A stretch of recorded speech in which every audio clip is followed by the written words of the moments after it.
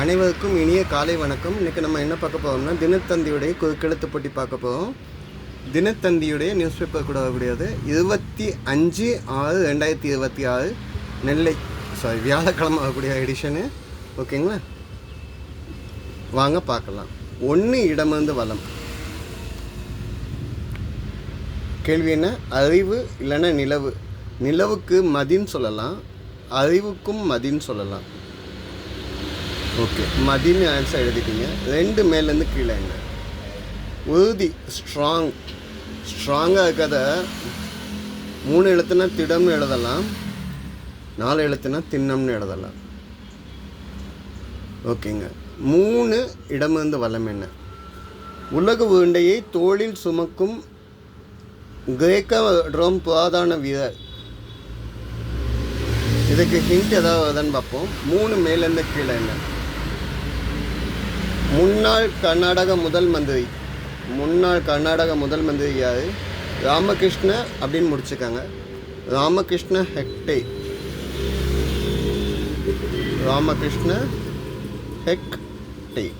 ராமகிருஷ்ண ஹெக்டே வந்து 1983 88 வரைக்கும் முதலமைச்சராக இருந்தார் கர்நாடகத்தில். ஓகேங்களா? ஓகேங்க. அப்போ நீங்கள் 3 இடமிருந்து வளம் வந்து உலக உருண்டைய தோளில் சுமக்கும் கிரேக்க புராதன வீரர் அப்படின்னு நீங்கள் கேட்கலைங்க, ஹெர்குலஸ் அப்படின்னு வருது. ஆனால் நாங்கள் சின்ன பசங்களை இருக்கையில் சைக்கிள் ஓட்டையில் நாங்கள் படித்த சைக்கிள் வச்சுருந்ததில் உலக உருண்டையை தூக்கி வச்சுருந்த யாருன்னா அட்லஸ். இந்த எடிட்டர் கொஞ்சம் கவனிங்க. அட்லஸை பற்றி நீங்கள் தேடினீங்கன்னா மட்டும்தான் உங்களுக்கு இதுக்கு பதில் கிடைக்கும். அட்லஸ் யாருன்னு கேட்டால் கிரேக்க கடவுள் டைட்டன்னு சொல்லுவாங்க. இவர் வந்து ஜிஎஸ் கூட தோற்றோன்னே பூமி உருண்டையை வந்து ஷோல்டரில் தூக்கி வச்சு இருக்கணும் அப்படின்னு சொல்லி அவங்களுக்கு சாபம் கொடுத்தாங்க. அவர் தான் இந்த அட்லஸ். இந்த ஹெர்குலஸ்ங்க வந்து ஜிஎஸ்ஸுடைய பையன். ஓகேங்களா? இவர் பலசாலின்னு மட்டும்தான் நம்ம பார்த்துருக்கோம். இந்த எடிட்ரு இது கொஞ்சம் கவனிங்க. இதை நான் தப்பாக சொல்லியிருந்தா இதை மீனிங் பார்த்தவங்க எனக்கு கமெண்ட்டில் கொடுங்க. ஓகேங்களா? அப்போ 4 மேலேருந்து கீழே என்ன? மழை வந்தால் இது தேவைங்க. மழை வந்தால் என்ன தேவை? குடை தேவை. மழையில் நனையாமல் இருக்கிறதுக்கு குடை தேவை. ஓகேங்க. 7 இடமிருந்து வளம் என்னன்னு பார்க்கலாமா? ஓமத்தில் தீ வளர்க்கும் இடம். ஓமம் யாகம் வளர்ப்பாங்கள்ல, அப்போ அதில் வந்து தீ வளர்க்கக்கூடிய இடம் வந்து ஹோம குண்டம் அப்படின்னு சொல்லுவாங்க. 3 சொல்லின்னு கவனத்தோடு எழுதுங்க. குண்டம். ஓகே. யாகசாலையில் தீ வளர்க்கக்கூடிய இடம். ஓகே. 6 மேலேருந்து கீழே என்ன? இம்முல வருது 2வது எழுத்து. தமிழ்நாட்டின் பாரம்பரிய நாட்டுப்புற பாட்டு இல்லைன்னா ஆட்டம். தமிழ்நாட்டுடைய பாரம்பரிய நாட்டுப்புற பாட்டு ஆட்டம்னா கரகாட்டம் சொல்லலாம். ஆனால் இங்கே 3 எழுத்து கும்மி ஆட்டம்னு சொல்லலாம். கும்மி ஆட்டம்னா இந்த வட்டமாக நின்றுட்டு கை காலெல்லாம் அசைச்சிக்கிட்டு ஆடுவாங்கள்ல, இது வந்து வள்ளி கும்மின்னு இப்போ ரொம்ப ஃபேமஸ் ஆகிருக்குது கோயம்புத்தூர் சைடில். பூந்தட்டு இல்லைன்னா குலவை கும்மி வந்து எல்லா பக்கமும் கோயிலில் முளைப்பாது எடுக்கையில் படிச்சுப்பாங்க பார்த்தீங்களா, அந்த கும்மி பாட்டை தான் சொல்கிறாங்க. 5 மேலேருந்து கீழே சாமி அழைக்கக்கூடிய பாட்டுக்கு கும்மியை யூஸ் பண்ணுவாங்க. 5 மேலேருந்து கீழே. கொள்கலன்னா பாத்தியம் தான் நம்ம சொல்லுவோம். ஆனால் மண்ணால் ஆன பாத்தியம் அப்படின்னு கேட்டிருக்காங்க. மண் பாத்தியம் அப்படின்னா மண் பாண்டம்னு சொல்லலாம். பாண்டம் மண் பாண்டம் தான் சொல்லுவோம். ஓகேங்களா? மண்ணால் செஞ்ச பார்த்தோம். இந்த மண் பானையில் வச்சு சாப்பாடு சாப்பிட்டவங்களுக்கு தான் அதனுடைய ருசி தெரியும். பழைய தயிர் இல்லை மீன் குழம்பு வச்சு சாப்பிட்டவங்களுக்கு அந்த மண்பானையுடைய மகத்துவம் நல்லா தெரியும். இந்த சைடு வந்த ஹிண்ட் வச்சு அதை சால்வ் பண்ணி வச்சுங்க. 8 இடமிருந்து வளம் என்ன? வானம். வானம்னா ஸ்கை. வான்னு சொல்லலாம், 4 எழுத்து சொல்லல. ஆகாயம்னா வானம். ஓகேங்க. அப்போ 15 கீழேருந்து மேலே என்ன? சொல்லவோ செய்யவோ முடியாத நிலை. சொல்லவோ செய்யவோ முடியாத நிலையில் இருக்கிறது என்னென்னா ரொம்ப கஷ்டமான நிலை. அதை வந்து தர்மன்னு டேஷ் போட்டிருக்காங்க. தர்ம சங்கடம். எதுவும் சொல்லவும் முடியலை, செய்யவும் முடியலை, மெல்லவும் முடியலைன்னு சொல்லுவாங்கள்ல, சங்கடம், தர்ம சங்கடம். ஓகேங்க. அப்போ இங்கே ஹிண்ட்டு கிடச்சிருக்கு. 14 இடமிருந்து வளம் என்ன? அசல் அல்ல, நகல் அல்ல. நகல்னால் டூப்ளிகேட்டு. டூப்ளிகேட் இல்லை. அப்போ ஒரிஜினல். ஒரிஜினலுக்கு என்னன்னு சொல்லுவீங்க? அசல். ஓகேங்க. 14 மேலேருந்து கீழே என்ன? தகுதி. தகுதினா ஸ்டேட்டஸு, தரம் பார்க்கறதுன்னு சொல்லலாம். இல்லைன்னா 14 அருகதை பார்க்கறது, இல்லை அந்தஸ்துன்னு நம்ம சொல்லலாம். அந்தஸ்து பார்த்து பழகுதவங்க சிலர் இருக்காங்க. அவங்ககிட்ட மேக்ஸிமம் பழக்கத்தை அவாய்ட் பண்ணுறது நல்லது. அந்தஸ்து, அடுத்தவங்களுடைய தகுதி பார்த்து யார்ட்டையும் பழகக்கூடாது. ஓகேங்க. அப்போ 20 வலமிருந்து இடம் என்னன்னு பார்க்கலாமா? பொருள்.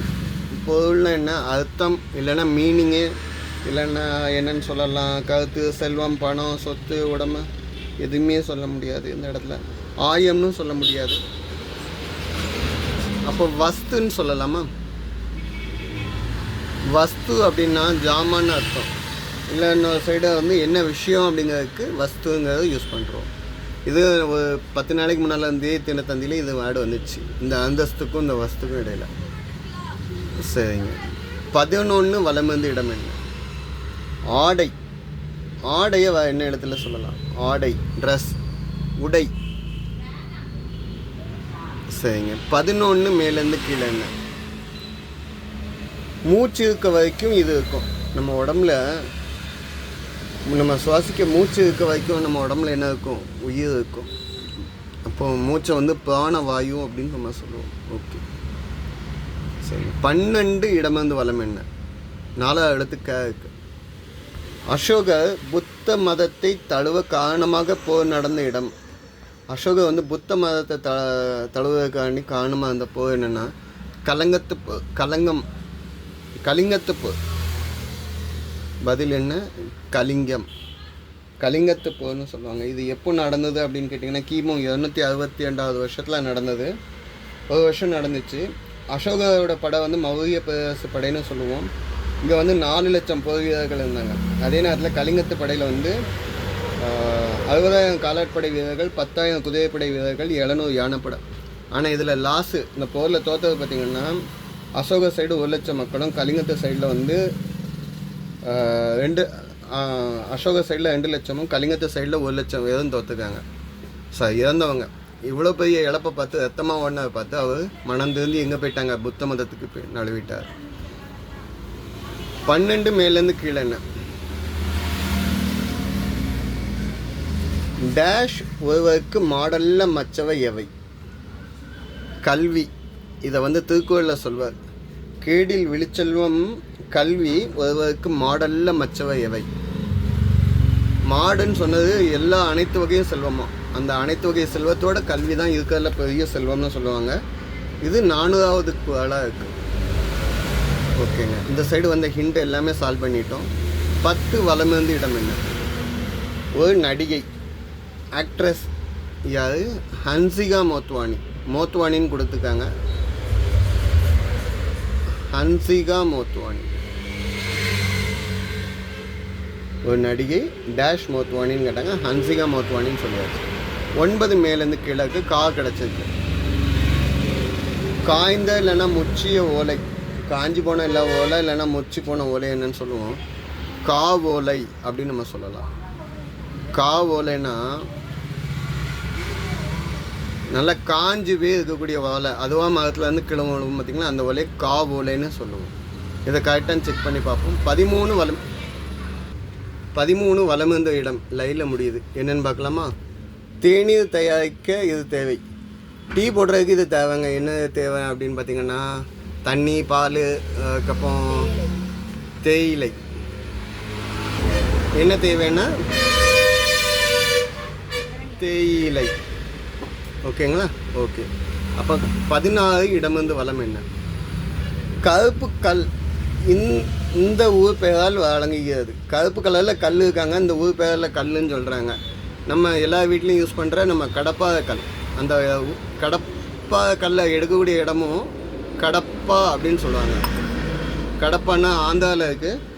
ஆந்திராவில் கடப்பா மாநிலத்திலேருந்து வெட்டி கொடுக்க அதுக்கூடிய சுண்ணாம்பு கல், கடப்பா கல் அப்படின்னு நம்ம சொல்லுவோம். கிரானைட்டுக்கு அடுத்த ஸ்டெப்பாக இருக்கக்கூடியது, லோ பட்ஜெட்டில் நல்லா ஸ்ட்ராங்காக யூஸ் ஆகக்கூடியது. ஓகே. 16 மேலேருந்து கீழே என்ன? அழுதால் வரக்கூடியது. நம்ம அழுதா நம்ம கண்ணிலேருந்து என்ன வரும்? கண்ணீர்.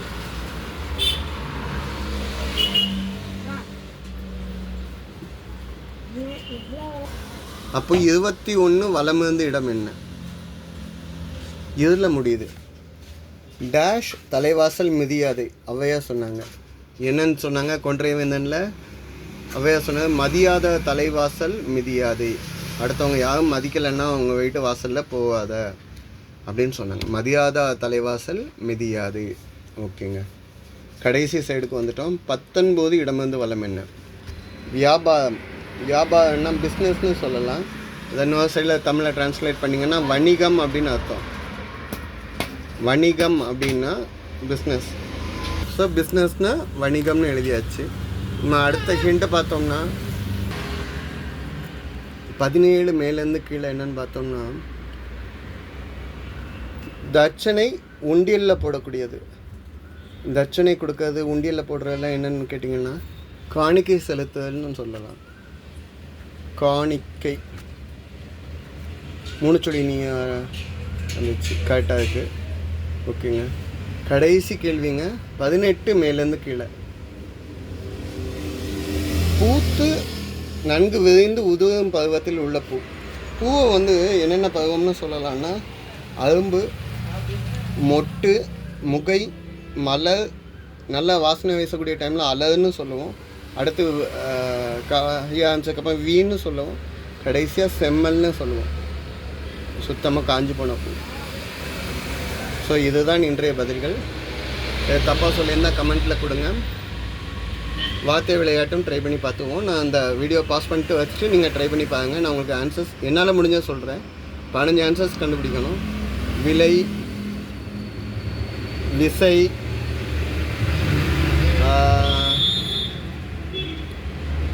இசை, ஓகேங்களா, பாலை, அதுக்கப்புறம் பாட்டம் சொல்ல முடியாது, விட்டம் சொல்லலாம். விட்டம், அதுக்கப்புறம் வலை சொல்லலாம், வசை சொல்லலாம். சரிங்களா, இந்த மாதிரி நிறைய ஆன்சர்ஸ் கண்டுபிடிக்கலாம். ஆன்சர்ஸ் வீடியோ பாஸ் பண்ணி வச்சுட்டு ஆன்சர் கண்டுபிடிங்க. உங்களால் முடிஞ்ச அளவு ஆன்சர்ஸ் கமெண்ட்டில் கொடுங்க. நன்றிங்க.